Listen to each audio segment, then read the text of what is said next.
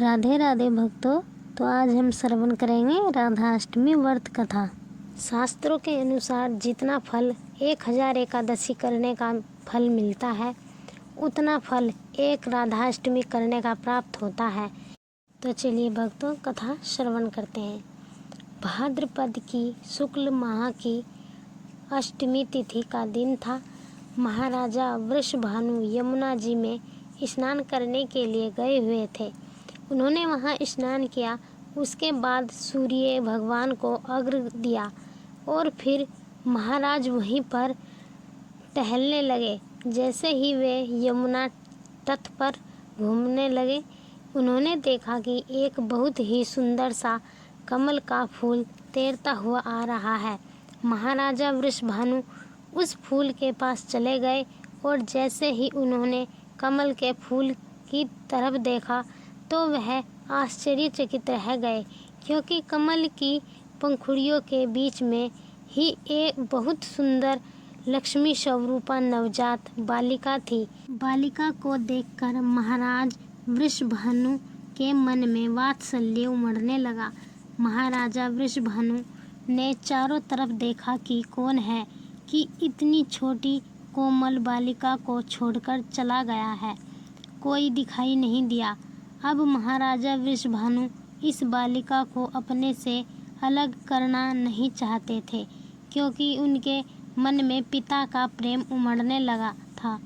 ये सोच विचार में महाराज उलझे हुए ही थे कि इतनी देर में ब्रह्मा जी वहाँ प्रकट हुए।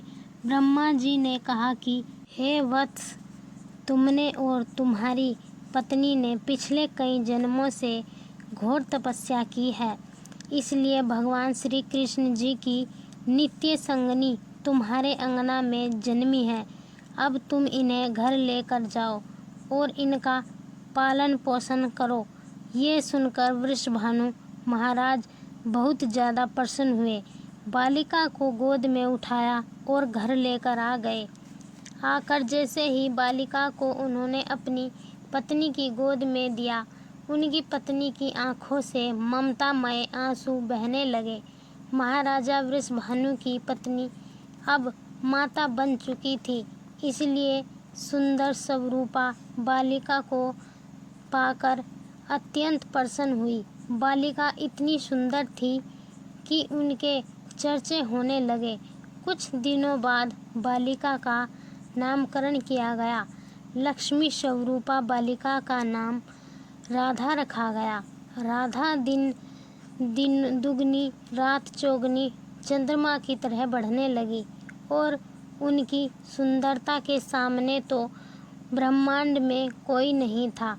महाराजा वृषभानु और उनकी पत्नी की खुशी थोड़े दिन बाद निराशा में बदल गई, क्योंकि उन्होंने देखा कि इतने दिनों से राधा ने आंखें नहीं खोली है। वृषभानु जी को लगा कि कहीं हमारी पुत्री नेत्रहीन तो नहीं है। इसी चिंता में दोनों पति पत्नी डूबे रहते थे। उनकी चिंता को देखकर नारद मुनि प्रकट हुए।